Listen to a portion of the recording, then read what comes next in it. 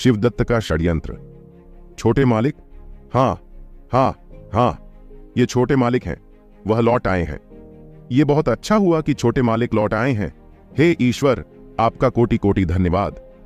अंशुमान की आवाज सुनकर परिवार के सभी लोग स्तब्ध रह गए, परंतु जब उन्होंने मुड़कर अंशुमान को देखा तो उनकी खुशी का कोई ठिकाना ही नहीं रहा। अंशुमान पिछले 9 दिनों से लापता था। यद्यपि दिलीप और उनके परिवार को 7 दिन पहले ही वज्रगिरी से ले जाया जा चुका था, परंतु अपहरण वाले दिन के बाद से सभी अंशुमान की सुरक्षा को लेकर चिंतित थे। अंशुमान, ये मूर्ख वापस कैसे आया? और शहर के द्वार पर पहरेदारों ने कोई खबर क्यों नहीं भिजवाई? नगर कोतवाल आश्चर्य से स्वयं से ही बड़बड़ाया। उसने अपने पीछे खड़े लौह कवचों से लदे हुए सैनिकों पर एक प्रश्नवाचक दृष्टि डाली। उसकी आवाज में क्रोध का पुट था। कोतवाल का क्रोध देखकर सभी सैनिकों ने अपना सिर झुका लिया। यह उनके कर्तव्य की अवहेलना थी, परंतु वह नगर प्रमुख और नगर कोतवाल को तो तब सूचना देते जब उन्होंने स्वयं अंशुमान को नगर में प्रवेश करते हुए देखा होता। कोई कैसे जान सकता था कि अंशुमान स्थानिक स्थानांतरण की शक्ति का प्रयोग करते हुए सीधे अपने कक्ष में प्रकट हुआ था।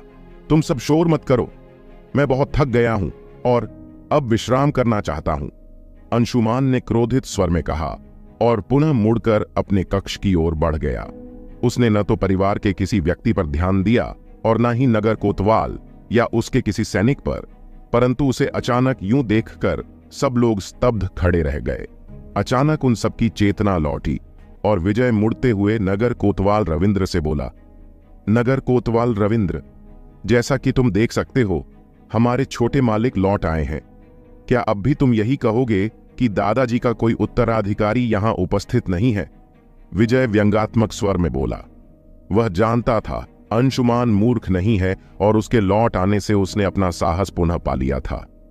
तुम्हें तो मैं देख लूंगा, नगर कोतवाल दांत पिसते हुए बोला और फिर अपने सैनिकों की ओर मुड़ गया। वापस चलो, रविंद्र ने अपने सैनिकों को आदेश दिया और वापस जाने लगा। उनके पास दिलीप के भवन पर कब्जा करने का एकमात्र कारण था कि उसके परिवार का कोई भी सदस्य वज्रगिरी में उपस्थित नहीं था, परंतु अब अंशुमान लौट आया था। भले ही वह मूर्ख था, परंतु दिलीप का पोता था। यह कारण अब मान्य नहीं था और उसे भय था कि बल का प्रयोग करने पर पूरा नगर उनके विरुद्ध विद्रोह कर सकता था।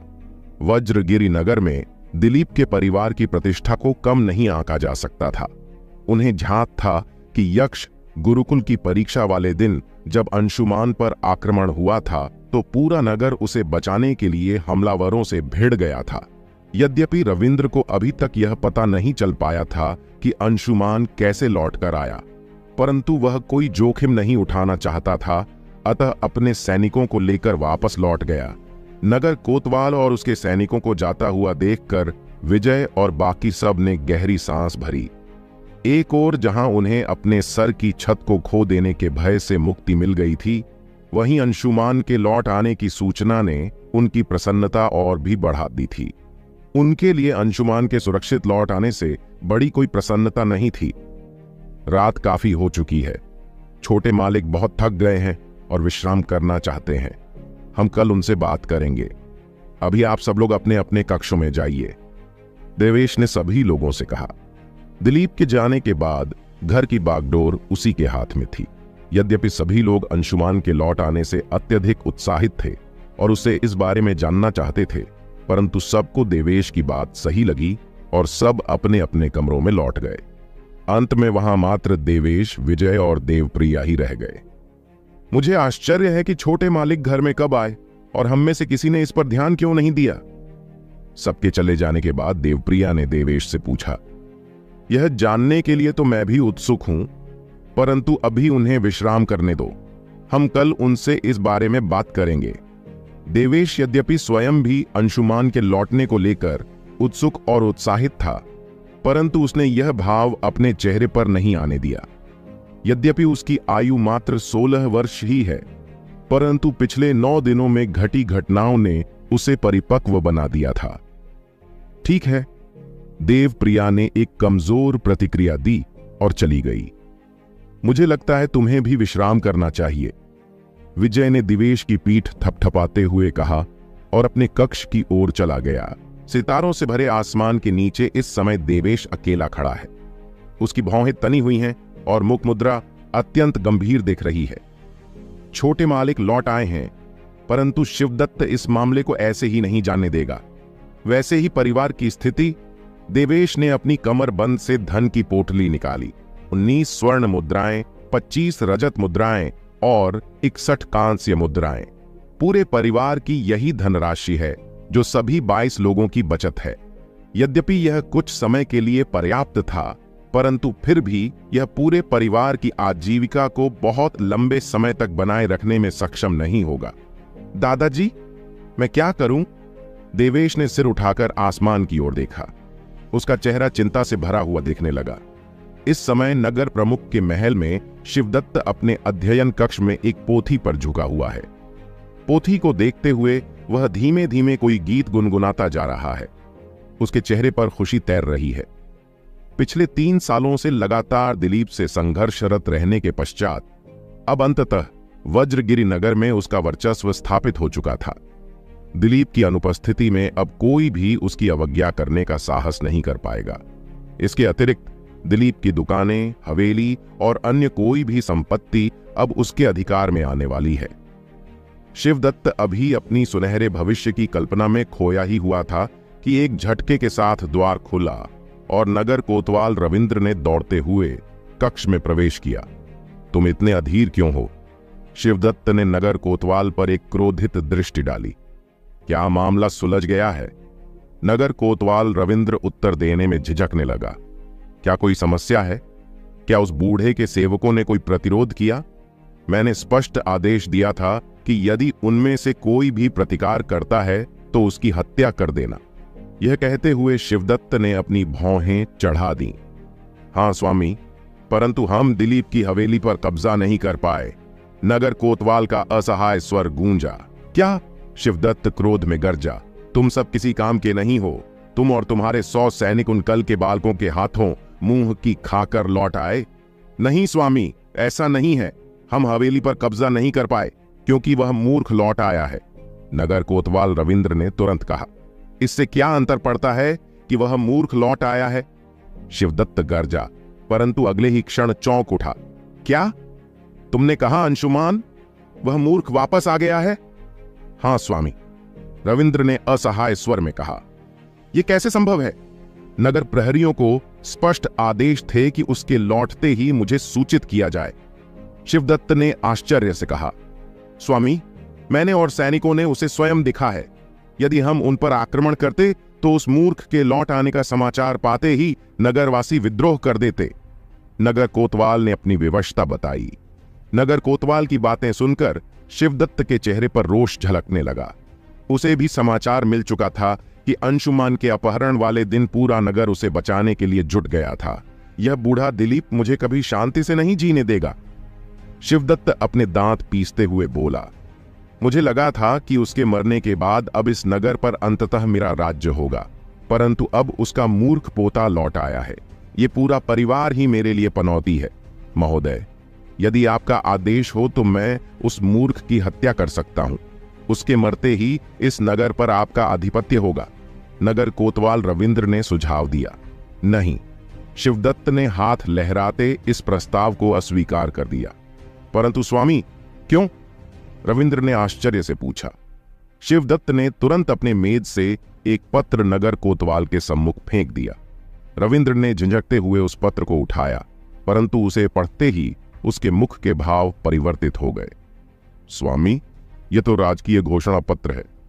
कुछ दिन पूर्व ही मुझे यह आदेश प्राप्त हुआ है, लेकिन मैंने इसे सार्वजनिक रूप से घोषित नहीं किया। शिवदत्त ने मुस्कुराते हुए कहा। मैं समझ नहीं पा रहा हूं कि राज परिवार इस मूर्ख पर इतना प्रसन्न कैसे हैं। वह उसे 10 लाख सोने के सिक्के देना चाहते हैं, उसे आधिकारिक उपाधि, दरबार में स्थान तथा 6ठे और 7वें स्तर की लौकिक निधियां देना चाहते हैं, और सबसे महत्वपूर्ण बात यह है कि वे इसे गुप्त रखना चाहते हैं। शिवदत्त की बात सुनकर नगर कोतवाल अवाक रह गया। जिस पारितोषिक की घोषणा राज परिवार ने अंशुमान के लिए की थी वह अत्यंत ही दुर्लभ था, विशेषकर 6ठे और 7वें स्तर की लौकिक निधियां। राज परिवार एक मूर्ख पर इतना व्यय क्यों करेगा? वह वास्तव में अचंभित था। तो हम उस मूर्ख को राज्य परिवार को सौंपने वाले हैं? नगर कोतवाल ने प्रश्न किया। नहीं, शिवदत्त ने तुरंत इसका खंडन किया। स्वामी, मैं आपके कथन का आशय समझ नहीं पाया। नगर कोतवाल आश्चर्यचकित रह गया। तुम्हें पता है कि मैं यहां वज्रगिरी क्यों आया था? शिवदत्त कुटिलता से मुस्कुराया। मैंने परिवार में वर्चस्वता की लड़ाई लड़ी और हार गया। दंड स्वरूप मुझे यहां इस बंजर भूमि पर निर्वासित कर दिया गया। मैं धैवत वंश के मुखिया का बेटा हूं और पंचायतनों में अपने वंश का प्रतिनिधित्व करना चाहता हूं। इसलिए मैं यहां प्रत्येक परिस्थिति में लड़ूंगा। यहां आने का मेरा एकमात्र उद्देश्य धन संग्रहित करना था। अपने अधिकारों पर पुनः अधिकार करने का मात्र यही एक मार्ग है। परंतु उस बूढ़े दिलीप के कारण पिछले 3 वर्षों में मेरी कोई भी प्रगति नहीं हुई। शिवदत्त की बातें सुनकर नगर कोतवाल चौंक गया।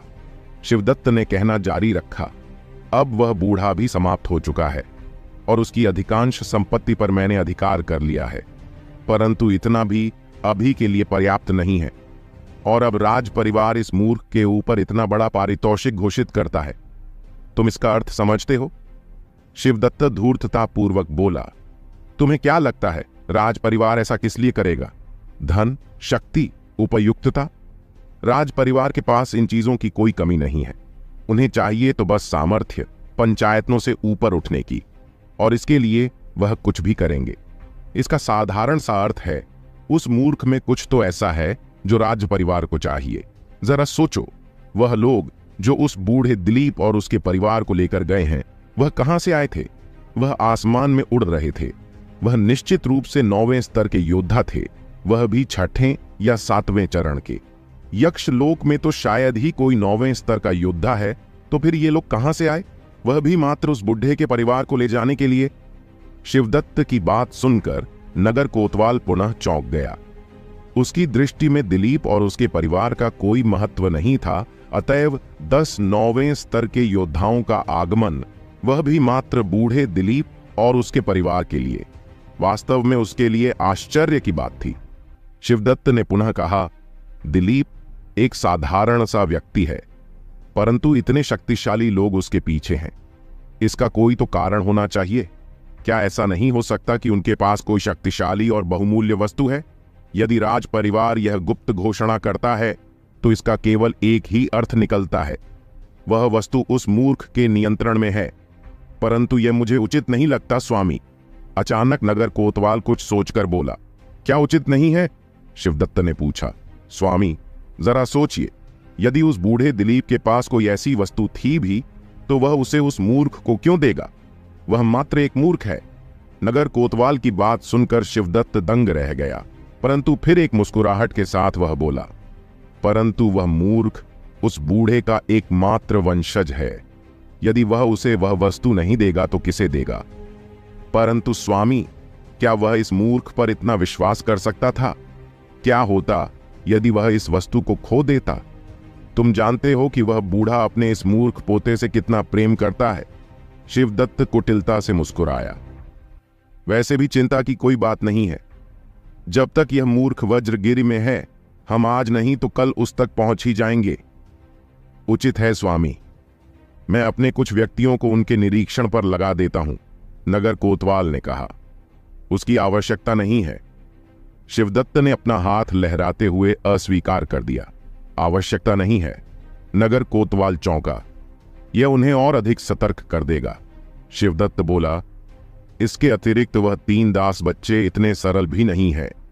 यदि कुछ दिन पहले वो विजय मुझ पर आक्रमण नहीं करता तो मुझे उनकी शक्तियों का भान ही नहीं होता।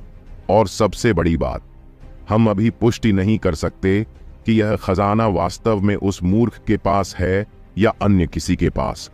हो सकता है कि यह उन्हीं 3 दास बच्चों में से किसी के पास हो। शिवदत्त की बात सुनकर नगर कोतवाल रविंद्र एक बार फिर चौंका और बोला, स्वामी, यह सत्य है कि बूढ़ा दिलीप उदार व्यक्ति है, परंतु फिर भी मुझे नहीं लगता कि वह इतना उदार होगा, इतनी बड़ी शक्ति अपने सेवकों को दे देगा। उस बूढ़े दिलीप के लिए कुछ भी करना असंभव नहीं है। शिवदत्त खिसियाए स्वर में बोला। बूढ़ा दिलीप और उसका परिवार समाप्त हो चुका है, परंतु फिर भी तुमने देखा ना कि वह लोग अभी भी हमारा प्रतिकार करते हैं। इसके अतिरिक्त क्या उन दास बच्चों की प्रतिभा देखकर तुम्हें नहीं लगता कि वह विशिष्ट रूप से प्रतिभाशाली हैं?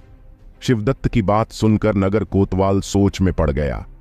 यह सत्य था कि अंशुमान को छोड़कर बूढ़े दिलीप के परिवार के सभी बच्चे विशिष्ट रूप से प्रतिभाशाली हैं, अन्यथा 16 वर्ष की आयु के कितने बालक इतनी मुखरता से नगर प्रमुख की सेना का प्रतिकार कर सकते हैं? स्वामी, तो क्या हम कुछ नहीं कर रहे हैं? अंततः नगर कोतवाल ने पूछा। नहीं, हम कुछ नहीं करेंगे। यदि उनके पास ऐसी कोई विशिष्ट शक्ति है तो इस अवधि में वह उसे प्रकट अवश्य करेंगे। ये मत भूलो कि बूढ़े दिलीप के समाप्त होते ही उसका परिवार निर्धन हो चुका है, और यदि वह ऐसा नहीं करते हैं तो वह सब भूखे मर जाएंगे। शिवदत्त हंसा। परंतु स्वामी, जो प्रतिष्ठा वज्रगिरी में बूढ़े दिलीप की है, मुझे नहीं लगता कि नगर के लोग उसके परिवार को भूख से मरने देंगे। नगर कोतवाल ने आशंका व्यक्त की। नगरजनों से सहायता? शिवदत्त हंसा। यदि नगरवासी वास्तव में उनकी सहायता करते तो क्या आज रात उन्हें तुमसे अकेले लड़ना पड़ता? मुझे नहीं लगता कि बूढ़े दिलीप के जाने के पश्चात अब कोई भी नगरवासी मुझसे बैर करना चाहेगा। तो अब मेरे लिए क्या आदेश है? अभी तुम जाकर विश्राम करो। यदि कोई कार्य होगा तो मैं तुम्हें बुला लूंगा। शिवदत्त मुस्कुराया। जो आज्ञा। नगर कोतवाल ने शिवदत्त को प्रणाम किया और लौट गया। उसके जाते ही शिवदत्त के मुख पर प्रसन्नता के भाव उमड़ आए, मानव वस्तु में दिलीप का खजाना उसके हाथ लग गया हो। क्या दिलीप वास्तव में मर चुका है? कौन थे वो लोग जो उसे लेकर गए हैं? राज परिवार ने अंशुमान के लिए इतने बड़े पारितोषिक की घोषणा क्यों की है? क्या वास्तव में अंशुमान के पास दिलीप ने कोई शक्ति छोड़ रखी है? और क्या शिवदत्त अपने षड्यंत्र में सफल हो पाएगा? अंशुमान को राज परिवार की ओर से हुई पारितोषिक की घोषणा के विषय में कोई भी सूचना नहीं थी। नगर कोतवाल द्वारा उत्पन्न किए गए संकट को अस्थायी रूप से हल करने के पश्चात वह सीधे अपने कक्ष में लौट आया। छाया, मुझे लगता है कि शक्ति यंत्र के अगले चरण में प्रवेश करने हेतु मेरे पास पर्याप्त मात्रा में रक्तसार उपलब्ध है ना? तो क्या मैं आज रात को ही अगले चरण में प्रवेश कर सकता हूं? अंशुमान ने कक्ष में प्रवेश करते ही छाया से पूछा। वह जानता था कि दादाजी की अनुपस्थिति में शिवदत्त उसके परिवार को हानि पहुंचाने का हर संभव प्रयास करेगा। यदि उसे शिवदत्त से लड़ना है तो उसे शीघ्रातिशीघ्र अपनी शक्तियों को बढ़ाना ही होगा, क्योंकि शिवदत्त से निपटने का यही एक मार्ग था। अवश्य, तुम्हारे पास पर्याप्त मात्रा में रक्तसार उपलब्ध है, छाया का संक्षिप्त उत्तर आया। उचित है, तो फिर मेरी आध्यात्मिक ऊर्जा तरंगों को छुपाने के लिए शक्ति यंत्र का सुरक्षा अवरोध सक्रिय कर दो। अंशुमान ने छाया को निर्देश दिया और भूमि पर पद्मासन की मुद्रा लगाकर बैठ गया। वर्तमान में वह अपने स्वादिष्ठान चक्र को पूर्णतः जागृत कर चुका था, परंतु वह अपनी ऊर्जा को स्वादिष्ठान चक्र के आगे मणिपुर चक्र में ले जाने में सक्षम था। ऐसा करने से पहले उसे शक्ति यंत्र के तीसरे चरण में प्रवेश करना पड़ता, जिसके लिए उसके पास पर्याप्त मात्रा में रक्तसार उपलब्ध नहीं है। परंतु आज ही उसने अनेकों दैत्य योद्धाओं की हत्या की थी, जिसके कारण उसके पास अत्यधिक मात्रा में रक्तसार उपलब्ध हो चुके थे। सुरक्षा अवरोध सक्रिय हो चुका है। छाया का स्वर गूंजा। उचित है, शक्ति यंत्र की तीसरी मुहर खोल दो। मुझे शक्ति यंत्र के तीसरे चरण में प्रवेश करना है। अंशुमान ने छाया को निर्देश दिया। प्रक्रिया शुरू हो चुकी है, छाया ने कहा। अभी आप स्वादिष्ठान चक्र के दूसरे चरण में हैं और आपके शरीर में कुल आध्यात्मिक ऊर्जा 320% है। अब आप अगले चरण में प्रवेश करने हेतु ध्यान लगाइए। अगले ही क्षण अंशुमान ने आंखें मूंद लीं और इसके कुछ ही क्षण पश्चात शक्ति यंत्र में उपलब्ध रक्तसारों की संख्या कम हो गई। जैसे ही शक्ति यंत्र में रक्तसारों की संख्या में कटौती हुई, वैसे ही अंशुमान के शरीर के चारों ओर एक नीले रंग के प्रकाश का आभा मंडल तैयार होने लगा। यह शक्ति यंत्र का द्वितीय सुरक्षा चक्र है, जो कि आने वाले परिवर्तनों में बाहरी संकटों से शक्ति यंत्र के उत्तराधिकारी की रक्षा करता है, परंतु यह मात्र सुरक्षात्मक अवरोध है जो उसकी आभा को नहीं छुपा सकते हैं। उसके बाद एक और 7 रंग की रोशनी ने अंशुमान के पूरे शरीर को ढक दिया। यह प्रथम बार नहीं था जब अंशुमान ने शक्ति यंत्र के किसी चरण में प्रवेश करते हुए इस स्थिति का सामना किया हो। यह घटना उसके साथ इससे पूर्व भी घट चुकी है, अतः उसको तनिक भी आश्चर्य नहीं हुआ। कुछ क्षण पश्चात ही अंशुमान के शरीर में पीड़ा की लहरें उठनी शुरू हो गईं और उसका पूरा शरीर कांपने लगा। वह सतरंगी प्रकाश उसके मांस को भेद कर निरंतर उसके शरीर में समाहित होने लगा, जिससे उसकी शक्ति बढ़ने के साथ साथ उसकी पीड़ा में भी वृद्धि होने लगी। पीड़ा के कारण उसका पूरा शरीर पसीने से तरबतर हो गया। आप शक्ति यंत्र के तीसरे चरण में सफलतापूर्वक प्रवेश कर चुके हैं। छाया का स्वर अंशुमान के मस्तिष्क में गूंजा। स्वादिष्ठान चक्र के 12वें स्तर के साथ आपकी कुल आध्यात्मिक शक्ति 340% हो चुकी है। यद्यपि अंशुमान सफलतापूर्वक तीसरे चरण में प्रवेश कर चुका था, परंतु शक्ति यंत्र का कार्य अभी संपन्न नहीं हुआ था। तीसरे चरण में सफलतापूर्वक प्रवेश करने के साथ ही उसे शक्ति यंत्र द्वारा विरासत में एक दिव्य युद्ध कौशल प्राप्त होना था। दिव्य युद्ध कला कौशल वायु मुष्टिका। दिव्य स्तर का वह नया युद्ध कौशल था जो उससे शक्ति यंत्र द्वारा विरासत में प्राप्त हुआ था। यद्यपि यह युद्ध कौशल अत्यंत प्रभावशाली और उच्च स्तरीय था, परंतु तब भी अंशुमान को समझ नहीं आ रहा था कि उसे प्रसन्न होना चाहिए अथवा नहीं। वह जानता था कि दिव्य स्तर के युद्ध कौशलों को सिद्ध करना अत्यंत दुष्कर कार्य है। अब तक वह उन्मत्त भैरव दिव्य युद्ध कौशल को भी सिद्ध नहीं कर पाया था। अंशुमान अपने विचारों में ही खोया हुआ था कि तभी किसी ने उसका द्वार खटखटाया। छोटे मालिक, क्या आप सो रहे हैं? उससे विजय की आवाज सुनाई दी। अंशुमान ने एक गहरी सांस ली और शक्ति यंत्र के सुरक्षात्मक अवरोध को हटा दिया। इसके बाद उसने द्वार की ओर देखकर कहा, भीतर आ जाओ। द्वार खुला और विजय कक्ष के अंदर आ गया। विजय ने दोनों हाथों से द्वार को पकड़ा और बंद करने से पहले चारों ओर निरीक्षण किया। इस समय वह किसी चोर की तरह लग रहा है जो चोरी करने के उद्देश्य से किसी घर में घुसा हो। छोटे मालिक, आप वापस आ गए। विजय एक उत्साहित चेहरे के साथ अंशुमान के सम्मुख आया। बैठो, अंशुमान ने मुस्कुराते हुए विजय से कहा। विजय ने बिल्कुल भी संकोच नहीं किया और अंशुमान के सम्मुख ही बैठ गया। छोटे मालिक, ईश्वर की बहुत बड़ी कृपा है कि आप सुरक्षित हैं। हम सभी आपके लिए अत्यंत चिंतित थे। विजय अंशुमान को देखते हुए मुस्कुराया। तुम मुझे किस प्रयोजन से ढूंढ रहे हो? अंशुमान मुस्कुराकर बोला। विजय ने चौंकते हुए अपना सर खुजलाया और असमंजस भरे स्वर में बोला, आप पिछले कई दिनों से गायब थे और इन दिनों घर पर भी बहुत सी घटनाएं घटी हैं। मुझे लगा कि आप इन सब के बारे में जानना चाहेंगे, तो इसलिए मैं आपके पास आ गया। मानना पड़ेगा, तुम काफी चतुर व्यक्ति हो, अंशुमान ने कहा तो विजय झेंपते हुए मुस्कुराने लगा। अंशुमान अब तक नहीं सोया था, तो इसके दो ही कारण थे। पहला कि वह शक्ति यंत्र के अगले चरण में प्रवेश कर सके, जबकि दूसरा कारण यह था कि वह पिछले 9 दिनों में घटी घटनाओं और वर्तमान स्थिति के बारे में जान सके। वह जानता था कि विजय उससे मिलने अवश्य आएगा। उचित है विजय, तो अब सर्वप्रथम मुझे बताओ कि दादाजी को क्या हुआ है। वह तथाकथित बड़े और शक्तिशाली लोग कौन हैं जिन्होंने दादाजी पर आक्रमण किया था? बिना किसी संकोच के अंशुमान ने तुरंत विजय से पूछा। परिवार की वर्तमान स्थिति को समझकर ही वह इन समस्याओं का हल निकाल सकता था।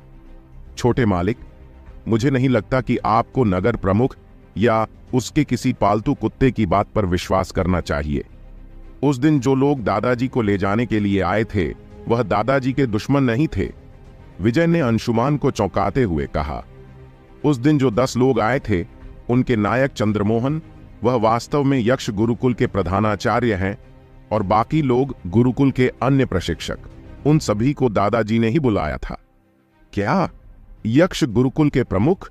विजय की बात समाप्त होते ही अंशुमान आश्चर्य से चिल्ला उठा और उसकी आंखें सदमे से फैल गईं। यदि विजय ने यह स्वयं नहीं कहा होता तो अंशुमान इस पर कभी विश्वास नहीं कर पाता। उसके दादाजी ने वास्तव में यक्ष गुरुकुल के प्रमुख और अन्य आचार्य को यहां वज्रगिरी नगर में बुलाया था। अपने दादा के रहस्यमयी व्यक्तित्व को लेकर अंशुमान और भी अधिक उत्साहित हो गया। हाँ छोटे मालिक, विजय के चेहरे पर अत्यधिक उत्साह दिखाई देने लगा। उसने उत्साहित होकर अंशुमान को आगे बताया, छोटे मालिक, आपको यह जानकर और भी आश्चर्य होगा कि दादाजी कोई साधारण व्यक्तित्व नहीं है। वह वास्तव में 9वें स्तर के अतिरथी योद्धा हैं और यक्ष गुरुकुल के 3 उप प्रमुख में से एक भी। विजय के शब्दों ने अंशुमान को स्तब्ध कर दिया। उसे यह तो पता था कि उसके दादा 9वें स्तर के एक अतिरथी योद्धा हैं, परंतु उसे यह आशा नहीं थी कि वह यक्ष गुरुकुल के उप प्रमुख होंगे। यदि ऐसा है तो दादाजी को किसने पीटा था? वह नगर कोतवाल कह रहा था कि दादाजी को पीट पीट कर अधमरा कर दिया गया था। अंशुमान ने प्रश्न किया। उसने अभी कुछ समय पहले नगर कोतवाल रविंद्र की बातें सुनी थीं। यदि दिलीप घायल नहीं होता तो रविंद्र ऐसा कभी नहीं कहता। यह सुनकर विजय चुप हो गया। इस समय उसके मुख पर लज्जा और उदासी दिख रही है, मानो उसके लिए यह कहना काफी कठिन हो रहा हो। मुझे जल्दी से इसका उत्तर दो। विजय के भाव देखकर अंशुमान भौचक्का रह गया। वो, छोटे मालिक, बात ऐसी है कि दादाजी वास्तव में घायल नहीं हुए थे, उन्हें विष दिया गया था। विजय ने बताया तो अंशुमान पुनः एक बार दंग रह गया। विष दिया गया था? किसने? क्यों? अंशुमान ने आश्चर्य के साथ पूछा।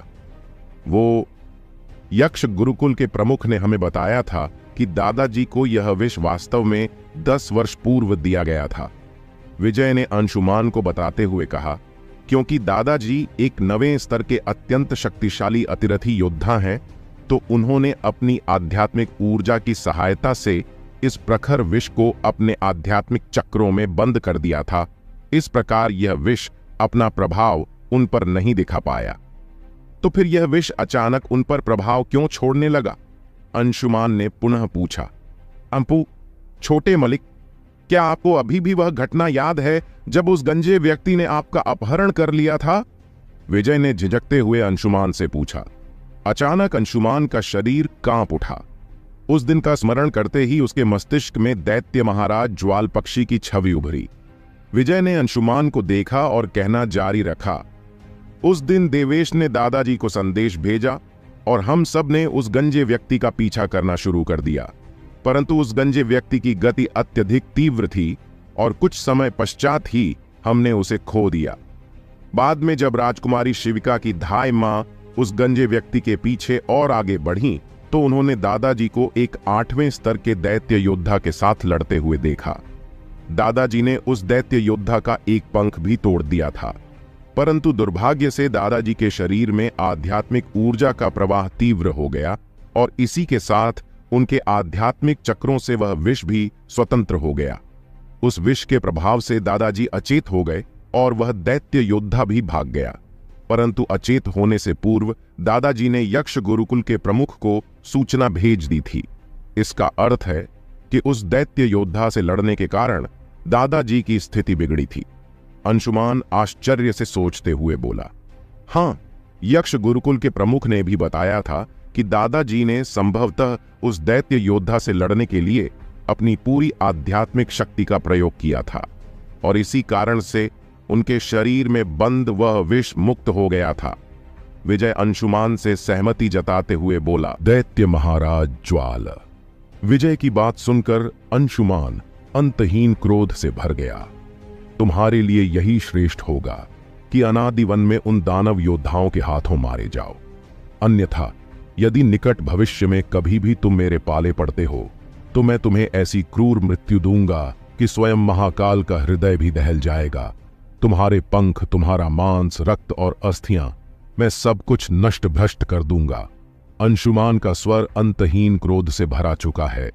उचित समय की परिस्थिति को उससे बेहतर कोई नहीं जानता।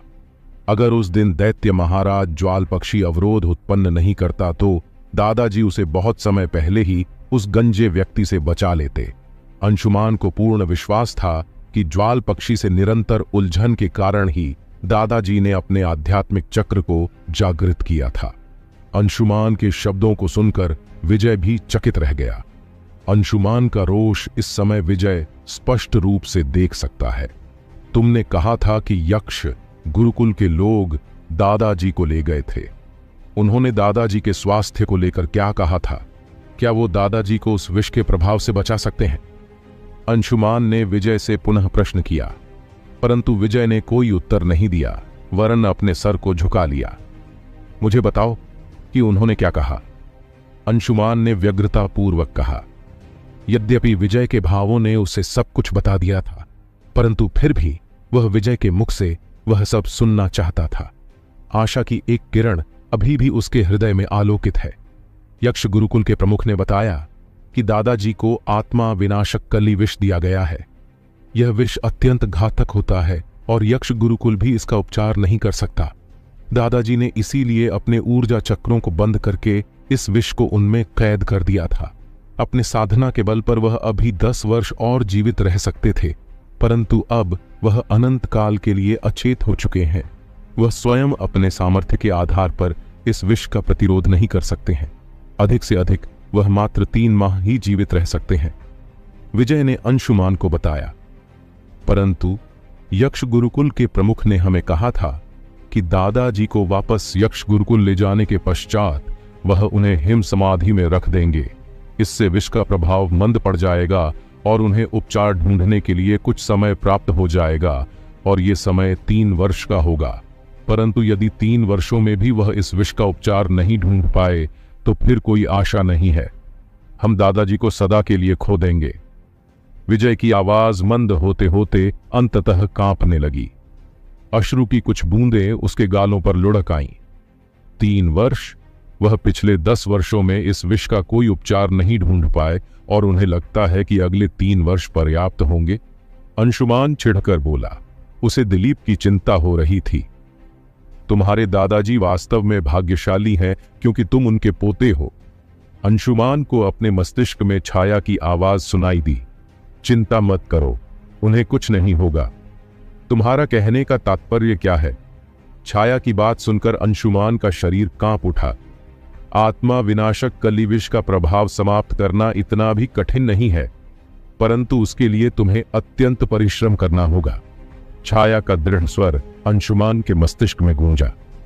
क्या हम दादाजी को बचा सकते हैं? अर्थात तुम इस विष का उपचार जानती हो? अंशुमान आश्चर्य से भर उठा।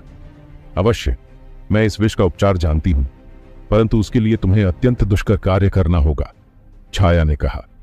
दादाजी को बचाने के लिए मैं कुछ भी कर सकता हूं, यहां तक कि अपने प्राण तक देने में मुझे कोई संकोच नहीं होगा, अंशुमान दृढ़ स्वर में बोला। इस क्षण उसकी प्रसन्नता का कोई ठौर ठिकाना ही नहीं था।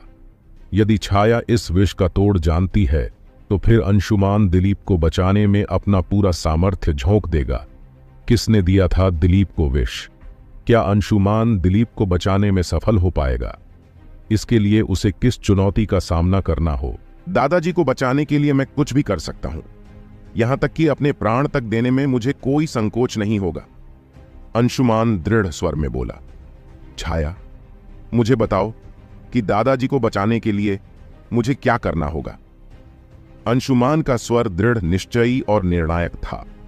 दिलीप की इस अवस्था के लिए अंशुमान स्वयं को दोषी अनुभव कर रहा था, क्योंकि उसे ही बचाने के लिए दादाजी ने अपने ऊर्जा चक्रों को पुनः जागृत किया था, जिससे विष का प्रभाव उनके शरीर पर होने लगा था। यदि उस दिन दैत्य महाराज ज्वाल पक्षी बीच में ना आता तो परिस्थितियां आज भिन्न होती। अंशुमान को विश्वास था कि दादाजी ने अपने ऊर्जा चक्रों को मात्र इसलिए जागृत किया होगा ताकि वह शीघ्रातिशीघ्र उस दैत्य महाराज ज्वाल पक्षी से पीछा छुड़ा सकें और अंशुमान को उस गंजे व्यक्ति के बंधन से मुक्त कर सकें। अंशुमान को किसी भी तरह दिलीप को बचाना ही होगा। वह इस ग्रह का नहीं था, परंतु फिर भी अब दिलीप उसका परिवार था। अंशुमान इस समय जिस शरीर में था उसके अनुसार दिलीप उसका दादा था। अपने पृथ्वी के जीवन काल में उसने एक अनाथ का जीवन जिया था और वो परिवार की महत्ता को समझता था। इसके अतिरिक्त यद्यपि अंशुमान शुरुआत से ही मूर्ख था और दिलीप चाहते तो उसके प्रति हीन भावना रख सकता था, परंतु उन्होंने कभी ऐसा नहीं किया। उन्होंने अपने पूरे सामर्थ्य से हर समय हर संकट से अंशुमान की रक्षा की थी। वह अंशुमान से सदैव प्रेम ही करते रहे। अंशुमान उन्हें कैसे मरने दे सकता था? यह अत्यधिक सरल है। जब तुम अपनी आध्यात्मिक ऊर्जा को आज्ञा चक्र में प्रतिष्ठित कर दोगे, तब स्वाभाविक रूप से जान जाओगे कि उन्हें कैसे बचाना है। छाया की शांत और आत्मविश्वास से भरी हुई आवाज अंशुमान को सुनाई दी, परंतु उसने सीधा उत्तर नहीं दिया। तुम मेरे साथ परिहास कर रही हो, है ना? अंशुमान चिढ़ते हुए बोला। छाया की बात सुनकर वह घबरा गया और हताश हो गया। आज्ञा चक्र को जगाना बिल्कुल भी सरल कार्य नहीं है, परंतु छाया अब भी रहस्य नहीं खोलना चाहती थी। चिंता मत करो, यदि मैं कह रही हूं कि मैं उन्हें बचा सकती हूं, तो विश्वास करे कि मैं उन्हें बचा सकती हूं। छाया ने पुनः कहा, मेरे गुरु की विद्या अत्यधिक विशेष, दिव्य और शक्तिशाली है। उनके सम्मुख आत्मा विनाशक कलिविष कुछ भी नहीं है, परंतु उसके लिए तुम्हें समय का सदुपयोग करना। 3 वर्ष की अवधि बहुत अधिक नहीं कही जा सकती, और तुम्हारे लिए मात्र आज्ञा चक्र को जागृत करना ही पर्याप्त नहीं होगा। आज्ञा चक्र? छाया की बात सुनकर अंशुमान स्तब्ध रह गया। यदि मात्र आज्ञा चक्र को ही जागृत करना पर्याप्त नहीं है, तो मुझे इसके अतिरिक्त और क्या करना होगा? तुम्हें कम से कम आज्ञा चक्र के 7वें चरण को पार करना होगा। छाया ने कहा तो अंशुमान ने एक गहरी सांस भरी। 3 वर्ष में आज्ञा चक्र का 7वां चरण पार करना है? तुम मुझसे परिहास कर रही हो, है ना? तुम चाहती हो कि मैं 3 वर्षों में एक महारथी योद्धा बनकर दिखाऊं, और केवल इतना भी पर्याप्त नहीं है, मुझे अपने आज्ञा चक्र के 7वें चरण को भी पार करना होगा। अंशुमान अविश्वास के भाव से बोला। अंशुमान को अपनी साधना की गति पर संदेह नहीं था, परंतु उसके साधना शक्ति यंत्र के द्वारा प्रतिबंधित थी। हर बार अपने किसी ऊर्जा चक्र को पूर्णतः जागृत करने के पश्चात उसे आध्यात्मिक ऊर्जा को अगले चरण में ले जाने से पहले शक्ति यंत्र के अगले चरण में प्रवेश करना पड़ता था, और ऐसा करने के लिए उसे अत्यधिक मात्रा में रक्तसार एकत्रित करने पड़ते थे। निश्चित रूप से इन रक्तसारों को प्राप्त करने के लिए उसे दैत्य या दानव योद्धाओं का शिकार करना पड़ता। हर चक्र को तोड़ने के लिए अंशुमान को पिछले 1 स्तर ऊंचे और 10 गुना अधिक दैत्य या दानव योद्धाओं के रक्तसारों की आवश्यकता पड़ देती है। जब अंशुमान ने हिसाब लगाया तो पाया कि हर स्तर पर रक्तसारों की खपत लगभग 100 गुना बढ़ जाती है। यद्यपि वह शक्ति यंत्र की तीसरी मुहर को तोड़कर अब अपनी आध्यात्मिक ऊर्जा को मणिपुर चक्र में स्थानांतरित कर पाने में सक्षम है, परंतु इसके बाद अनाहत चक्र, फिर विशुद्ध चक्र और अंत में आज्ञा चक्र आता है। उसने हिसाब लगाया तो पाया कि उसे लगभग 1 अरब से भी अधिक रक्तसारों की आवश्यकता होगी। अतीत में जब अंशुमान ने केवल दैत्य और दानव योद्धाओं के स्तर और संख्या की गणना की थी तो उसे यह अत्यंत सरल प्रतीत हुआ था, परंतु अब जबकि उसने रक्तसारों की संख्या की गणना की तो वह चौंक गया। केवल आज्ञा चक्र तक पहुंचने के लिए उसे लगभग 1 अरब से भी अधिक रक्तसार चाहिए होंगे। वहीं उसे सहस्रार चक्र को जागृत करने के लिए लगभग 1 खरब रक्तसार की आवश्यकता पड़ेगी। अंशुमान को समझ नहीं आ रहा था कि यह 1 खरब रक्तसार किस प्रकार की अवधारणा है। दादाजी को बचाने की बात तो दूर, उसको लग रहा था कि वह अपने पूरे जीवन काल में भी अपने आज्ञा चक्र तक अपनी आध्यात्मिक ऊर्जा का स्थानांतरण नहीं कर पाएगा। उसे भय था कि जितनी अधिक मात्रा में उसे रक्तसारों की आवश्यकता है, कदाचित उतनी अधिक मात्रा में तो यक्षाण में कुल दैत्य और दानवों को की संख्या भी नहीं होगी। यदि वह सहस्रार चक्र को भेद कर एक दिव्य स्तरीय योद्धा बनना चाहता तो कदाचित उसे एक नील रक्तसारों की आवश्यकता होती। छाया, क्या तुम्हें पूर्ण विश्वास है कि तुम्हें मुझे बताने में कुछ भूल नहीं हुई है, या फिर तुम्हारे गुरु ने मुझे आगे न बढ़ने देने का ठान रखा है? क्या वह मेरी हत्या करना चाहते हैं? अंशुमान ने चौंकते हुए छाया से पूछा। मैंने अभी अभी कुछ गणना की है और उसके अनुसार दादाजी को बचाने के लिए मुझे कुल 1 अरब रक्तसार चाहिए।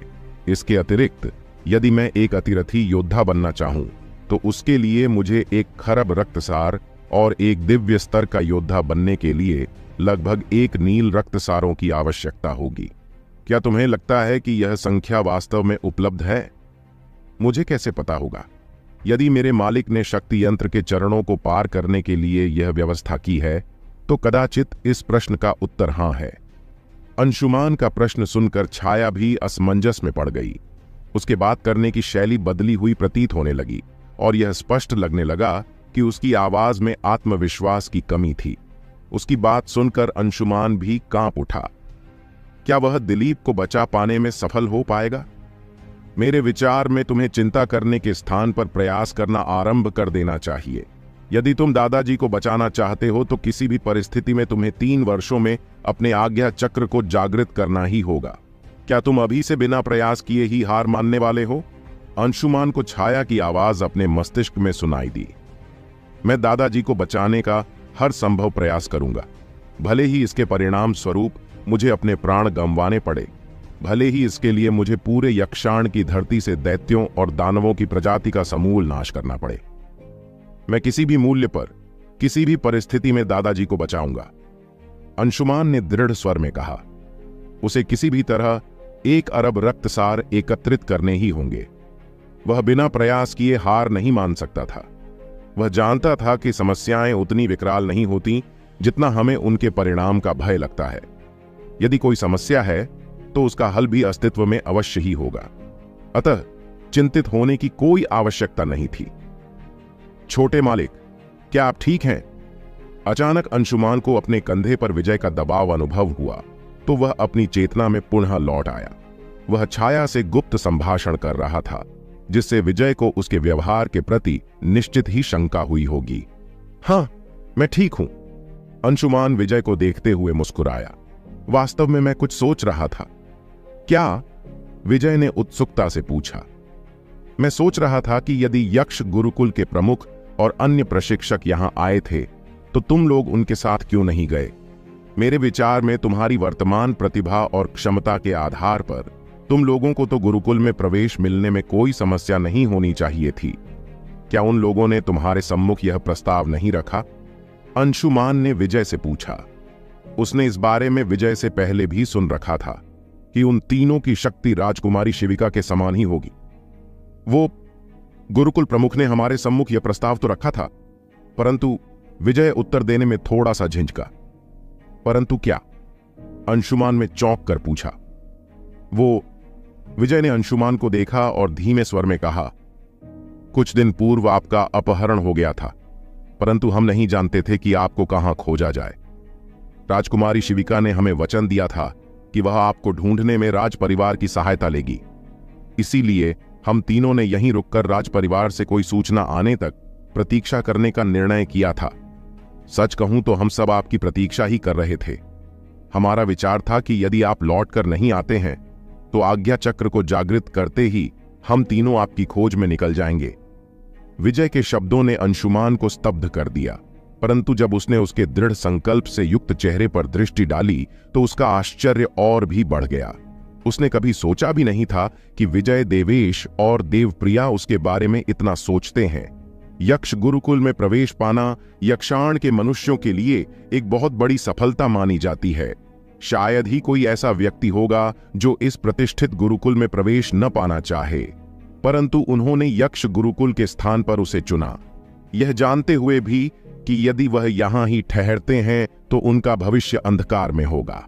इसके अतिरिक्त यक्षाण की इतनी विशाल धरती पर किसी व्यक्ति को ढूंढना भूसे के ढेर में सुई खोजना जैसा है।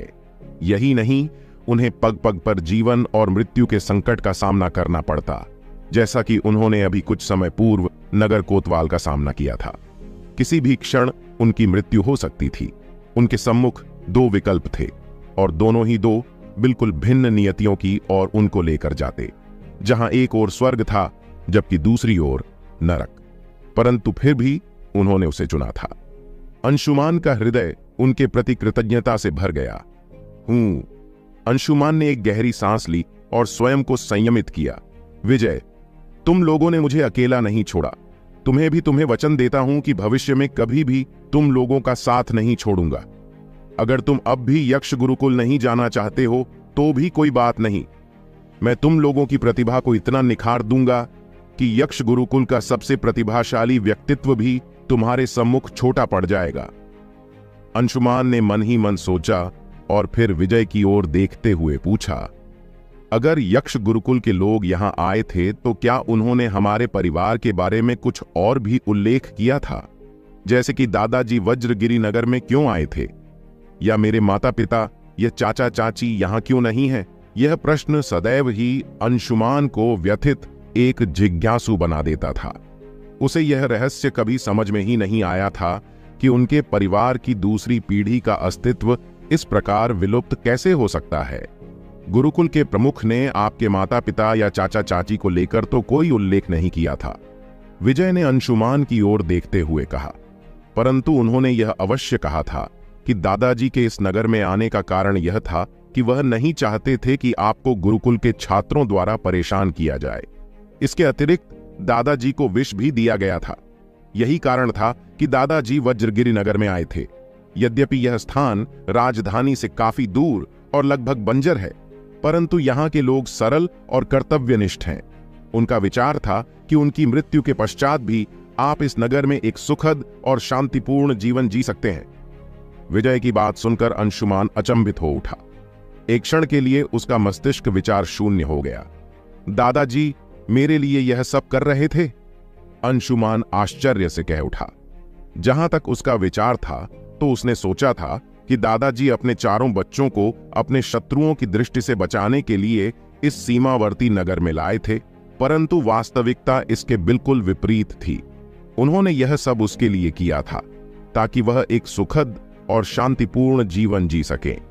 वह गुरुकुल के धनी प्रशिक्षकों के विलासपूर्ण भवनों से दूर एक बंजर भूमि में रहते थे, परंतु वज्रगिरी में उनके परिवार की प्रतिष्ठा राज परिवार से कम नहीं थी, क्योंकि नगर के किसी भी व्यक्ति के बुरे समय में दादाजी उनके साथ रहते थे और इसीलिए नगर का हर व्यक्ति उनका सम्मान करता था। अतीत की यादें अंशुमान के मन में ज्वार की लहरों की तरह उमड़ने लगीं। एक क्षण में ही उसका पूरा अतीत उसके सामने आग खद्दा हुआ और अब वह हर कड़ी जोड़ सकता है। दादाजी ने शहरवासियों से समर्थन प्राप्त करने हेतु अच्छे काम किए थे।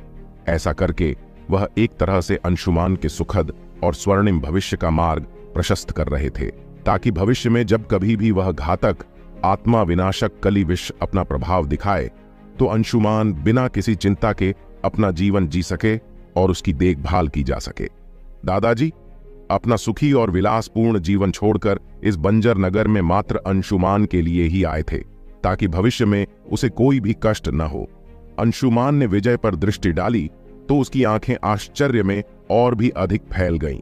उसे समझ में आ रहा था कि वास्तव में देवेश, विजय और देवप्रिया भी दादाजी की इस योजना का ही हिस्सा थे। उन्होंने इन 3 अनाथ बच्चों को गोद लिया ताकि वो सदा उनके प्रति कृतज्ञ रहें और उनके बाद भी अंशुमान का अच्छी तरह से ध्यान रखें। कदाचित परिवार के अन्य सदस्यों के पीछे भी दिलीप की यही भावना थी।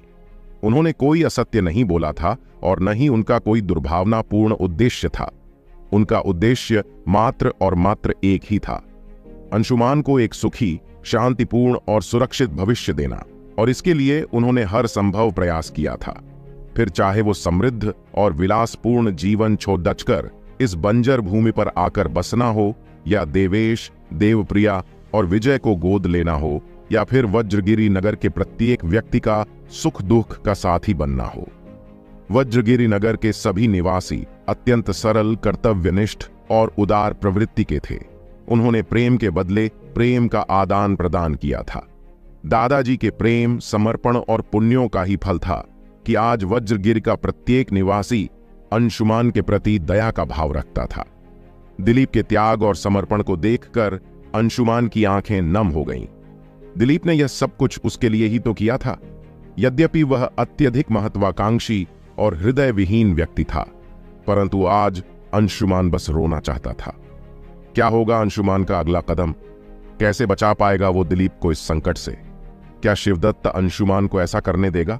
तात्कालिक समाधान दिलीप के त्याग और समर्पण को देखकर अंशुमान की आंखें नम हो गईं। दिलीप ने यह सब कुछ उसके लिए ही तो किया था। यद्यपि अंशुमान अत्यधिक महत्वाकांक्षी और हृदय विहीन व्यक्ति था, परंतु आज वो रोना चाहता है। अंशुमान ने अपनी भावनाओं को शांत करने की पूरी कोशिश की और अपनी भावनाओं को, अपने विचारों को प्रभावित नहीं होने दिया। थोड़ी देर बाद अंशुमान ने स्वयं को संयमित करते हुए विजय से पूछा, अगर ऐसा है तो नगर प्रमुख के सैनिकों ने ऐसा क्यों कहा कि दादाजी ने किसी ऐसे बड़े शक्तिशाली व्यक्ति को नाराज किया था जिससे निपटना उनके वश के बाहर था? उत्तर देने से पूर्व विजय एक पल के लिए झिझका। उसने कुछ समय सोचा और फिर कहा, यक्ष गुरुकुल के लोग वज्रगिरि में आकाश मार्ग से आए थे और उसी तरह आकाश मार्ग से चले भी गए थे। केवल मैं, देवेश, देवप्रिया, राजकुमारी शिविका और धाय मां ही उनकी वास्तविक पहचान जानते हैं, अन्य कोई भी नहीं। इसके अतिरिक्त उस दिन जब राजकुमारी की धाय मां दादाजी को वापस लेकर आई थी तो वो पहले से ही अचेत थे। नगर में कई लोगों ने उन्हें इस अवस्था में देखा भी था। मुझे प्रतीत होता है कि यह भी एक कारण है और इसीलिए नगर कोतवाल को यह भ्रम हुआ है कि दादाजी ने किसी ऐसी शक्ति से झगड़ा मोल लिया है जो उनके वश के बाहर है। विजय की बात सुनकर अंशुमान मुस्कुराया। नगर प्रमुख शिवदत्त ने कभी यह सोचा भी नहीं होगा कि दादाजी का व्यक्तित्व इतना प्रभावशाली होगा कि उनकी पहुंच यक्ष गुरुकुल तक होगी। दादाजी को उस अवस्था में देखकर उसका ऐसा सोचना स्वाभाविक ही था। अंशुमान ने विजय से यह नहीं पूछा कि उन लोगों ने उसका भ्रम दूर करने की चेष्टा क्यों नहीं की। वह जानता था कि यदि वह ऐसा करने का प्रयास करते भी तो भी शिवदत्त उनकी बात पर विश्वास नहीं करता। वह पिछले 3 वर्षों से दादाजी को उनके परिवार सहित वज्रगिरि से निर्वासित करना चाहता था ताकि उनकी संपत्ति पर अपना अधिकार कर सकें, और इतने अच्छे अवसर को वह कैसे जाने दे सकता था। क्या इसके अतिरिक्त भी पिछले कुछ दिनों में कुछ और हुआ है? अंशुमान ने विजय को देखते हुए पूछा तो विजय ने झिझकते अपना सिर झुका लिया और वहीं उसे देखकर अंशुमान ने अपनी भौहें चढ़ा लीं। तुम्हें किस बात का भय है? अंशुमान ने पूछा। दादाजी पहले ही मृत्यु के मुंह में झूल रहे हैं, क्या इससे बड़ी भी कोई विपत्ति हो सकती है? डरो मत और मुझे बताओ। वो छोटे मालिक, घर में चोरी हो गई थी, विजय ने झिझकते हुए अंशुमान से कहा। चोरी हो गई थी? अंशुमान चौंक उठा। हां, जिस रात दादाजी और तीनों बहनों को यहां से ले जा गया था उसी दिन घर में डाका पड़ गया। घर में जितनी भी मूल्यवान वस्तुएं थीं सब लूट ली गई। सौभाग्य से दादाजी हमें अच्छा वेतन दिया करते थे, अन्यथा हमारे पास पर्याप्त भोजन के लिए भी धन नहीं होता। परंतु मुझे भय है कि अधिक दिनों तक परिस्थितियां सही नहीं रहेंगी। कहते कहते विजय ने अपनी मुट्ठियां भींच लीं। उसके चेहरे पर घृणा के भाव उतरते जा रहे हैं। वह चोर वास्तव में घृणित थे। अच्छा, जहां तक मुझे लगता है तो यह चोर नगर प्रमुख के महल से ही आए होंगे, अंशुमान ने ठहाके के साथ कहा। उसकी आंखों में शिवदत्त के प्रति घृणा भरी हुई दिख रही है और उसे पूर्ण विश्वास था कि यह भी शिवदत्त की ही धृष्टता होगी। नगर प्रमुख? शिवदत्त ने यह चोरी करवाई थी? अंशुमान की बात सुनकर विजय भी चौंक गया। पूरे वज्रगिरि नगर में शिवदत्त को छोड़कर और ऐसा कौन है जो हमारे परिवार को लूटने की क्षमता रखता है? वह भी मात्र एक रात में पूरा घर खाली कर देना। यह निश्चित ही शिवदत्त का काम है, उसके अतिरिक्त कोई और हो ही नहीं सकता। अंशुमान आत्मविश्वास के साथ बोला। दिलीप के सफल प्रयासों के कारण वज्रगिरि नगर में उनकी प्रतिष्ठा बहुत ही अधिक थी। कोई साधारण व्यक्ति उनके घर में चोरी करने का साहस कदापि नहीं कर सकता था। अंशुमान को पूर्ण विश्वास था कि यह शिवदत्त का ही कार्य है। शिवदत्त के पिछले व्यवहारों को देखते हुए विजय को भी अंशुमान की बातों पर विश्वास होने लगा। उसके मन में शिवदत्त के प्रति घृणा अपने चरम पर पहुंच गई। उसने अंशुमन की ओर देखकर पूछा, छोटे मालिक, हम अब आगे क्या करने वाले हैं? शिवदत्त ने आज इस घर से जो कुछ भी चुराया है, मैं यह सुनिश्चित करूंगा कि उसे वह सब वापस लौटाना होगा और ब्याज के रूप में उसे अपने प्राणों का भुगतान करना होगा। कुछ दिन और जी लेने दो उसे, फिर अपने इन्हीं हाथों से उसका वध करूंगा मैं। अंशुमान क्रोध में दांत पीसते हुए बोला। वह इस समय अंशुमान किसी वन्य पशु की तरह प्रतीत हो रहा है जो अपने नुकीले दांतों को काट रहा हो। अंशुमान का यह रूप देखकर विजय का हृदय भी कांपने लगा। अच्छा विजय, अब तुम्हें मेरे लिए एक आवश्यक कार्य करना है। ध्यान रहे कि यह अत्यंत महत्वपूर्ण और गुप्त कार्य है।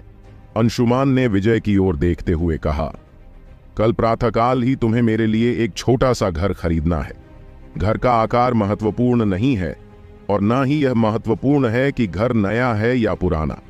सबसे महत्वपूर्ण बात यह है कि घर विशिष्ट नहीं अपितु अति साधारण होना चाहिए और यहां से जितना दूर होगा उतना ही श्रेष्ठ होगा। अंशुमान जानता था कि बिना पर्याप्त क्षमता के वह शिवदत्त और उसके सैनिकों से नहीं जीत सकता है। उसके लिए इस समय सबसे महत्वपूर्ण अपनी और समग्र परिवार की शक्ति में वृद्धि करना था। परंतु क्योंकि वह अभी किसी पर यह रहस्य प्रकट नहीं करना चाहता था कि वह मूर्ख नहीं है, अतः उसे अपने अभ्यास के लिए किसी एकांत स्थान की आवश्यकता होगी। इसके अतिरिक्त उसे परिवार के लिए आजीविका का एक नया साधन भी ढूंढना होगा। एक घर खरीदना है? विजय ने हिचकिचाते हुए पूछा। वर्तमान में परिवार की स्थिति पहले जैसी नहीं रही थी। उनके समक्ष भोजन की भी समस्या उत्पन्न हो गई थी।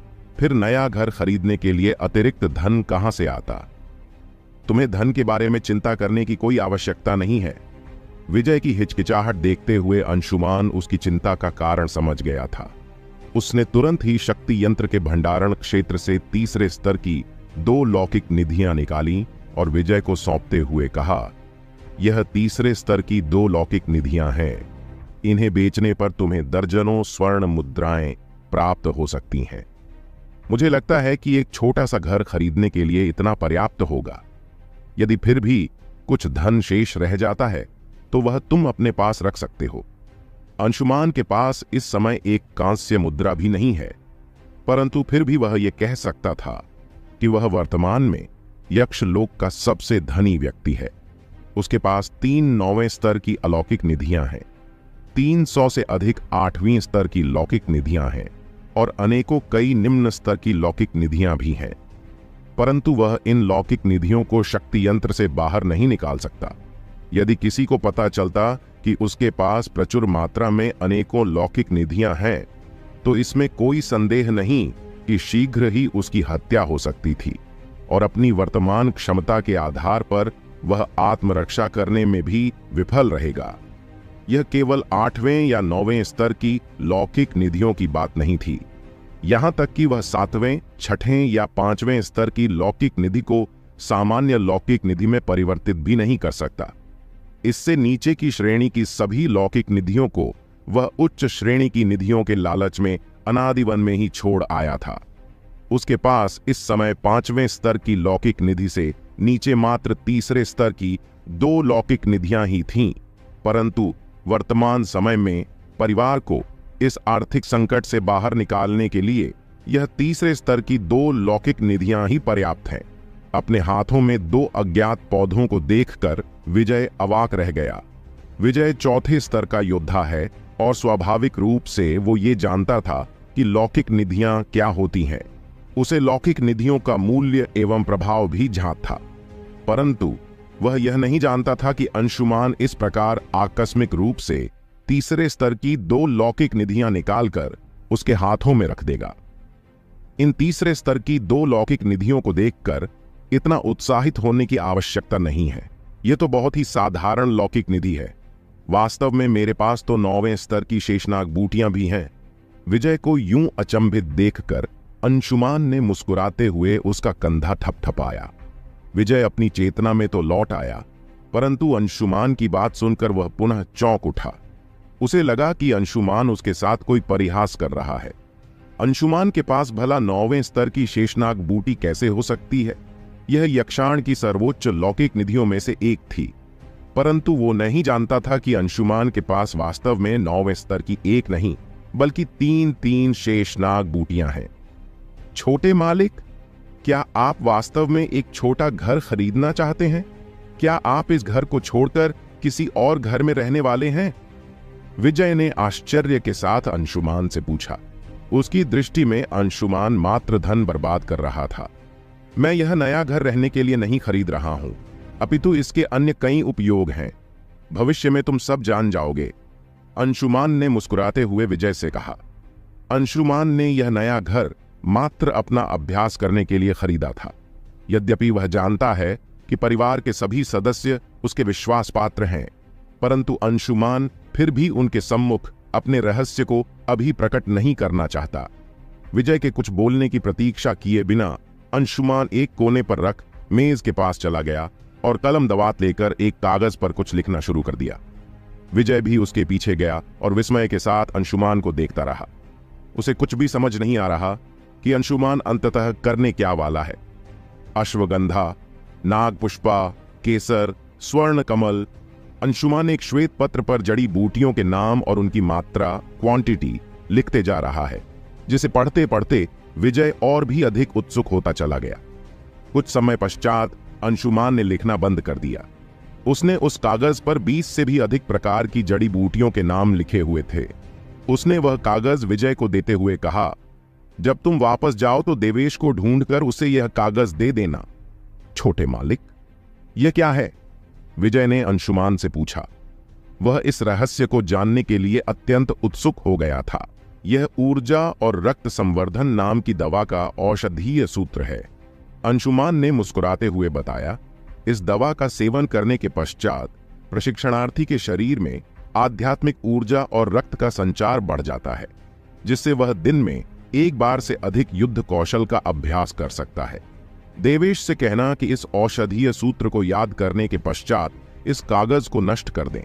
इस दवा के व्यापार से उसे हमारे भोजन के लिए धन जुटाने में अधिक कठिनाई नहीं होगी, और साथ ही उससे यह भी कहना कि इन औषधियों को खरीदते समय कुछ ऐसी जड़ी बूटियां भी खरीद लें जो इस सूची में नहीं है।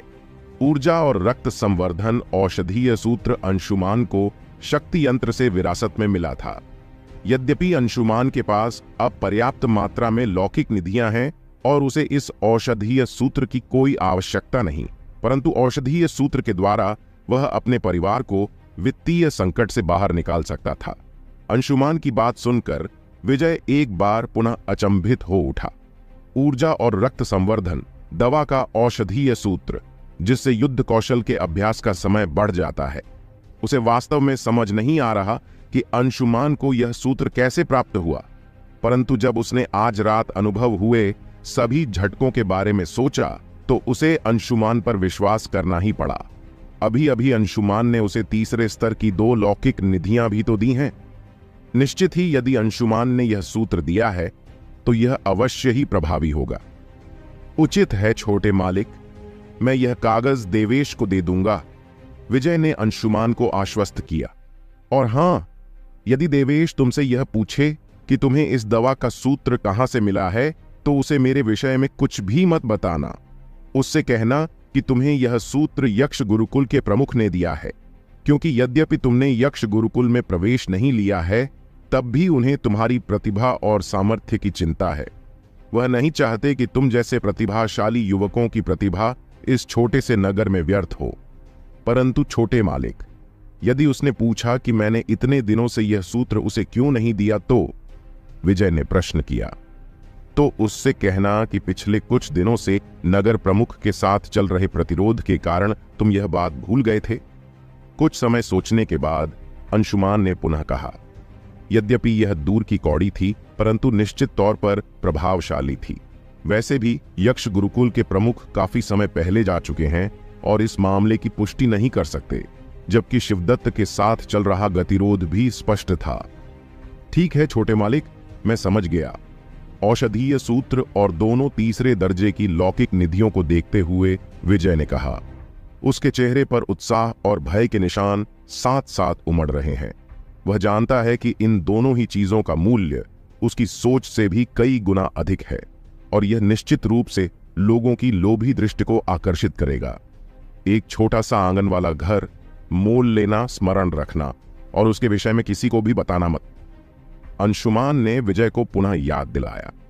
ठीक है छोटे मालिक, मैं याद रखूंगा, कहते हुए विजय कमरे से बाहर चला गया। उसके बाहर जाते ही अंशुमान ने एक गहरी सांस छोड़ी। यह औषधीय सूत्र न केवल परिवार के वित्तीय संकट को हल करेगा अपितु कुछ समय के लिए शिवदत्त को भी रोके रखेगा। अंशुमान खुद में ही बड़बड़ाया। वह किसी भी मूल्य पर इस सूत्र को प्राप्त करना चाहेगा और मुझे नहीं लगता कि इससे पूर्व वह किसी भी प्रकार की मूर्खता करेगा। तब तक हमारे पास अपनी क्षमता को बढ़ाने के लिए पर्याप्त समय होगा। इसके अतिरिक्त परिवार के अन्य सदस्यों पर उसका ध्यान होगा, इसलिए मैं स्वच्छंद होकर अपना कार्य कर सकता हूं। कहते कहते अंशुमान की मुखमुद्रा कठोर हो गई। शिवदत्त, तुमने मेरे परिवार को जितनी हानि पहुंचानी थी पहुंचा ली, अब अपनी मृत्यु के लिए तैयार हो जाओ। अंशुमान क्रोध भरे स्वर में बोला। उसके मुख पर चंचलता विद्यमान है, जबकि आंखों में क्रूरता भरी हुई है। परंतु अंशुमान स्वयं नहीं जानता था कि शिवदत्त की दृष्टि भी उसी के खजाने पर थी। क्या होगा अंशुमान का अगला कदम? क्या वह शिवदत्त के षड्यंत्रों से अपने परिवार की रक्षा कर पाएगा? क्या है इस नए घर को खरीदने के पीछे उसका उद्देश्य? नई योजना।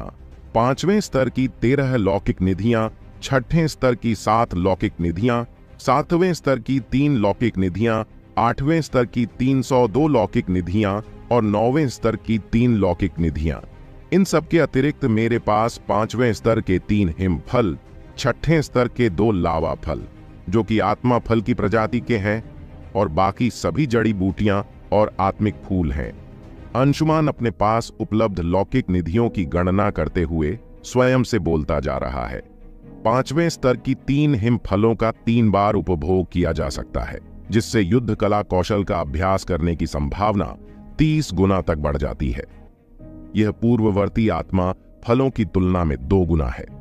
इसके अतिरिक्त 6ठे स्तर के 2 लावा फलों को 4 बार में खाया जा सकता है, जिससे युद्ध कला कौशल के अभ्यास की संभावना लगभग 40 गुना बढ़ जाएगी। 5 आत्मा फल मेरे लिए 7 दिनों तक अभ्यास करने के लिए पर्याप्त हैं, जो कि कुल 77 बार अभ्यास करने के समान होगा। एक बार के अभ्यास में मैं अपनी आध्यात्मिक ऊर्जा को 3% बढ़ाता हूं, तो इसका अर्थ है कि इससे मेरी आध्यात्मिक ऊर्जा कुल 231% तक बढ़ जाएगी। मैंने शक्ति यंत्र की तीसरी मुहर तोड़ दी है और अब मैं सरलता से अपनी आध्यात्मिक ऊर्जा का अवरोहण कर अपने मणिपुर चक्र को जागृत कर लूंगा। 231% आध्यात्मिक ऊर्जा की वृद्धि के साथ मैं अपने विशुद्ध चक्र तक पहुंच सकता हूं। लगता है कि अब भविष्य में मैं गाय भैंसों की तरह बस घास फूस खाकर ही जीवित रहने वाला हूं। शक्ति यंत्र के भंडारण क्षेत्र में अपनी लौकिक निधियों और उनके प्रभाव की गणना करते हुए अंशुमान ने मन ही मन शिकायत की। यद्यपि वह जानता था कि यह सभी उच्च श्रेणी की लौकिक निधियां और प्राकृतिक आध्यात्मिक वस्तुएं हैं, कोई साधारण घास फूस नहीं, परंतु फिर भी अंशुमान को इतने लंबे समय तक इन औषधियों के सेवन का विचार करने पर ही विचित्र सा अनुभव हो रहा था। छाया, क्या इस ग्रह पर इन लौकिक निधियों के सेवन की एकमात्र विधि इन निधियों को निगल जाना ही है? क्या इसके अतिरिक्त अन्य कोई मार्ग नहीं है? अंशुमान ने कुछ सोचते हुए छाया से प्रश्न किया।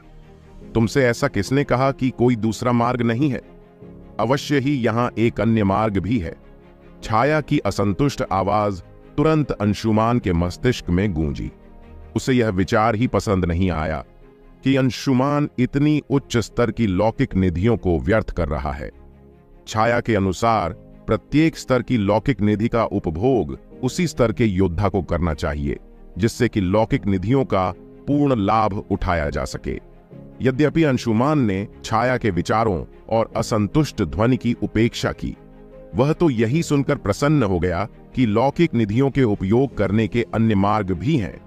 और कौन सी विधियां हैं? तुमने मुझे इनके बारे में पहले क्यों नहीं बताया? अंशुमान ने उत्साहित होकर छाया से पूछा। औषध निर्माण विधि। तुम्हें इन लौकिक निधियों को परिष्कृत करके उनसे औषधि का निर्माण करना होगा, छाया ने उत्तर दिया। औषध निर्माण की विधि? लौकिक निधियों से औषधियों का निर्माण कैसे होता है? अंशुमान ने प्रश्न किया। तुम बार बार यह क्यों भूल जाते हो कि मैं शक्ति यंत्र की आत्मा हूं, कोई मनुष्य नहीं, छाया बिगड़ते हुए बोली। मुझे केवल उपाय ज्ञात है, औषधियां परिष्कृत करने की विधि नहीं। और वैसे भी लौकिक निधियों से औषधियों के निर्माण का विचार तुम छोड़ ही दो तो अच्छा है। यदि तुम लौकिक निधियों से औषधियों का निर्माण करना चाहते हो तो उसके लिए तुम्हें सबसे पहले अपने विशुद्ध चक्र को जागृत करना होगा। बिना विशुद्ध चक्र को जागृत किए तुम औषधियों का निर्माण नहीं कर सकते। क्या विशुद्ध चक्र? अंशुमान आश्चर्यचकित होकर बोला। क्या इसके अतिरिक्त अन्य कोई मार्ग नहीं है? तुम केवल और केवल इन लौकिक निधियों को व्यर्थ कर रहे हो। अंशुमान के प्रश्न का उत्तर देने के स्थान पर छाया ने उसे डांटते हुए कहा। छाया की बात सुनकर अंशुमान ने मुंह बना लिया और अपना सिर हिलाते हुए कहा, इसीलिए हमारी पृथ्वी पर एक कहावत है कि दूसरों का मुंह ताकने के स्थान पर स्वयं की क्षमता पर ही विश्वास करना चाहिए। लगता है अब मुझे स्वयं ही कोई मार्ग ढूंढना होगा। वैसे भी यह लौकिक निधियां घास फूस से बढ़कर कुछ भी नहीं है, अतः इनमें से कुछ के व्यर्थ होने से मुझे कोई विशेष अंतर नहीं पड़ता। मुझे कोई ना कोई मार्ग तो ढूंढना ही होगा। इनका उपयोग करने के लिए मुझे तो मात्र इन्हें उठाकर निगलना है। परंतु मुझे नहीं लगता कि विजय और अन्य किसी की आध्यात्मिक शक्ति का मूल आधार इतना परिपक्व होगा कि वह इनसे उत्पन्न होने वाली ऊर्जा को सहन कर पाएंगे।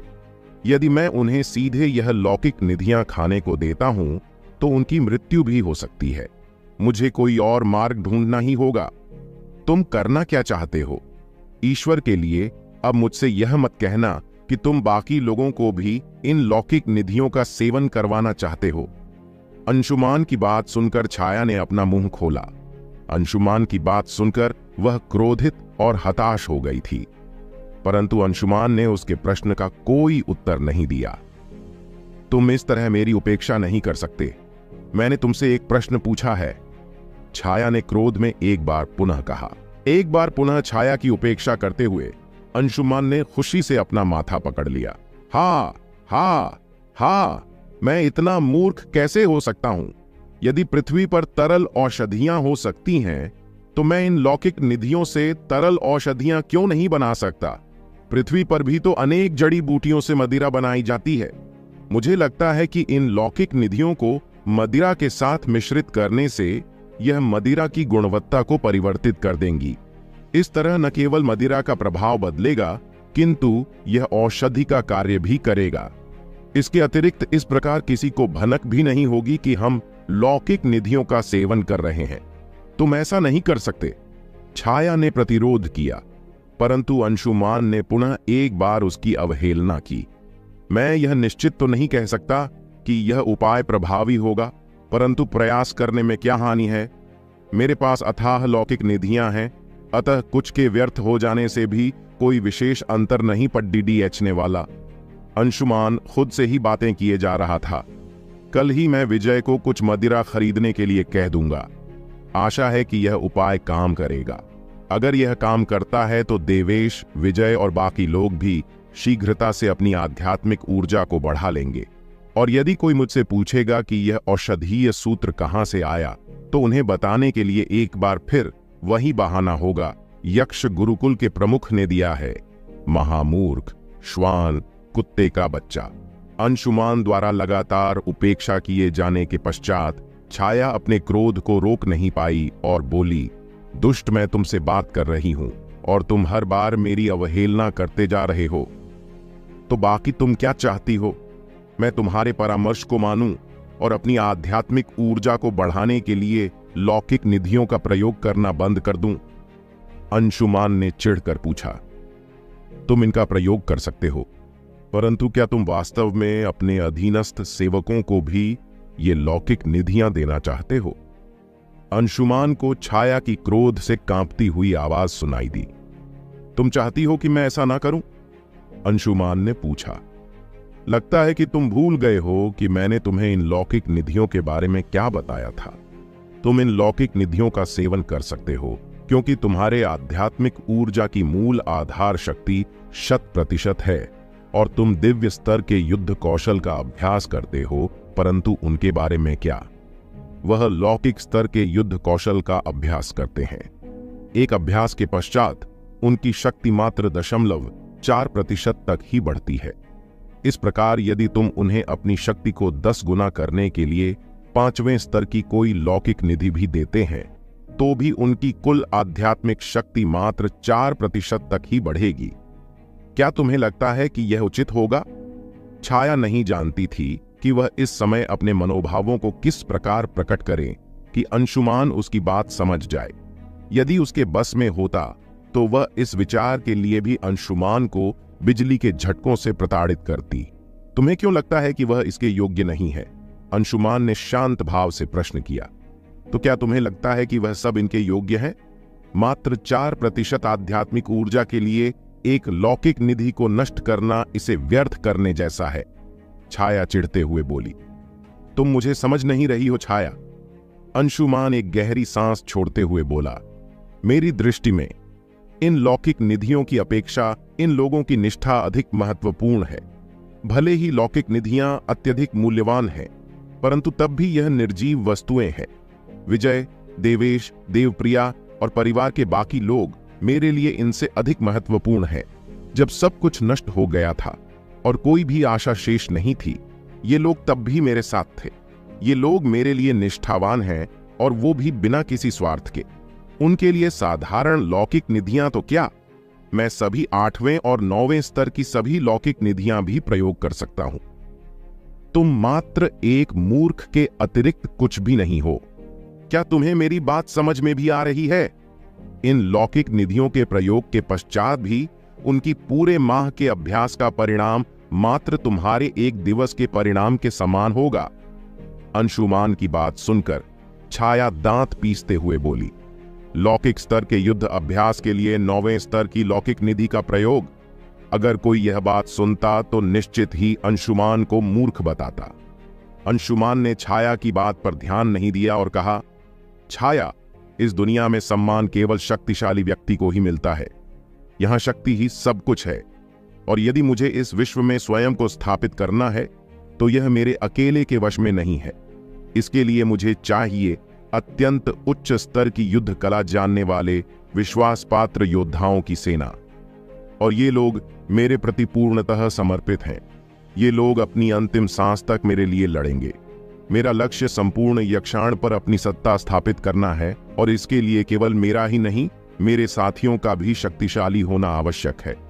अंशुमान ने एक गहरी सांस ली और कहा, यह तुम भी जानती हो छाया कि मैं इस समय अत्यंत निर्बल हूं, परंतु फिर भी यह लोग मेरे प्रति निष्ठा रखते हैं।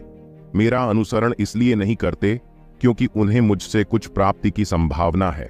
वह मेरा अनुसरण करते हैं क्योंकि उन्हें मुझसे प्रेम है। वह मेरे लिए हर कष्ट सहने को तत्पर हैं, और यदि वह मेरे लिए कोई भी कष्ट सहने को तत्पर हैं, तो मेरा भी यह दायित्व बनता है कि मैं अपनी हर उपलब्धि में उन्हें अपने साथ रखूं। मुझे केवल शिवदत्ता से नहीं लड़ना है, अपितु मुझे संपूर्ण यक्षाण चाहिए। और तुम भी ये जानती हो कि इस दुनिया में एक से बढ़कर एक योद्धा है।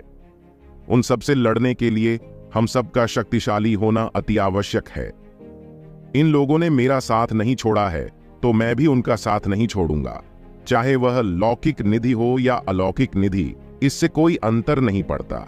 यह मात्र सजावट की वस्तुएं नहीं है, अपितु इनका कार्य हमारी आध्यात्मिक ऊर्जा को बढ़ाना है। तुम जानती हो कि यदि किसी को पता चला कि मेरे पास इतनी अधिक मात्रा में लौकिक निधियां हैं, तो निश्चित ही मेरी हत्या कर दी जाएगी। फिर इन निधियों को रखने का क्या लाभ है जब मैं इनका उपयोग ही नहीं कर पाऊंगा? अंशुमान आगे बोला, और वैसे भी मैं भविष्य की प्रतीक्षा करने में विश्वास नहीं करता। मेरे लिए वर्तमान ही सर्वोपरि है, और मुझे लगता है कि वर्तमान में मैं उनका सर्वोत्तम प्रयोग कर रहा हूं। वैसे भी यक्षाण में केवल यही लौकिक निधियां तो नहीं है जो मेरे पास हैं। यदि हम सब सम्मिलित रूप से शक्तिशाली होते हैं, तो भविष्य में हम और भी लौकिक निधियां प्राप्त कर सकते हैं। मेरे पास शक्ति रहेगी तो मैं किसी से भी कुछ भी छीन सकता हूं, फिर चाहे वह मानव हो, दानव हो या कोई दैत्य हो। और तुम जानती हो छाया, अंशुमान गंभीर स्वर में बोला, यदि हम शक्तिशाली नहीं होते हैं तो दूसरा कोई भी हमें कुचलकर आगे बढ़ जाएगा, परंतु यदि हम शक्तिशाली हैं तो हर कोई हमारे सम्मुख अपना शीश झुकाएगा। इस समय मुझे शीघ्रातिशीघ्र अपनी क्षमता को बढ़ाने की आवश्यकता है, और मुझे विश्वास है कि विजय या अन्य लोगों की क्षमता बढ़ने पर भी मेरा ही लाभ है। और हमारी क्षमताओं को बढ़ाने के लिए मुझे इन लौकिक निधियों के उपयोग की आवश्यकता है। इन लौकिक निधियों के उपयोग से हम अपनी क्षमता तो कम समय में ही 4 गुना तक बढ़ा सकते हैं। अन्यथा तुम ही सोचो, यक्षाण पर वर्चस्व स्थापित करना तो दूर की बात है, अपनी वर्तमान क्षमता के आधार पर मैं शिवदत्त को भी नहीं हरा पाऊंगा। क्या तुम चाहती हो कि मैं इन लौकिक निधियों से किसी और को लाभ ना होने दूं, भले ही इनको अपने पास रखते हुए मेरे प्राण ही क्यों ना चले जाएं? मैं ऐसा नहीं कर सकता छाया। छाया को समझ नहीं आ रहा कि अंशुमान की बातों का खंडन कैसे करें। एक तरह से अंशुमान गलत भी नहीं कह रहा था, परंतु वह सही भी नहीं था। उच्च स्तरीय लौकिक निधियों को प्राप्त करना वास्तव में अत्यंत ही दुष्कर कार्य है। ये अत्यंत दुर्लभ हैं और इनका मूल्य भी बहुत अधिक होता है। इसलिए इन लौकिक निधियों का प्रयोग लौकिक स्तर के युद्ध कौशल अभ्यास में करना एक प्रकार से इन्हें व्यर्थ करने जैसा ही था। परंतु अंशुमान का तर्क भी उचित ही था।